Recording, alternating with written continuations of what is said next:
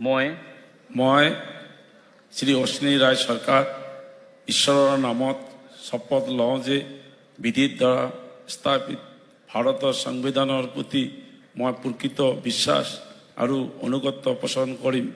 মই ভাৰতৰ সাৰ্বভৌমত্ব আৰু অখণ্ডতা অক্ষুণ্ণ ৰাখিম। মই অসমৰ এগৰাকী মন্ত্ৰী হিচাপে মোৰ কৰ্তব্য বিশ্বস্তাৰ সৈতে আৰু শুদ্ধ অন্তঃকৰণেৰে সম্পাদন কৰিম আৰু মই ভয় বা পক্ষপাত অনুৰাগ বা বিদ্বেষ নোহোৱাকৈ সংবিধান আৰু আইন অনুসাৰে সকলো শ্ৰেণীৰ লোকৰ প্ৰতি ন্যায় আচৰণ কৰিম।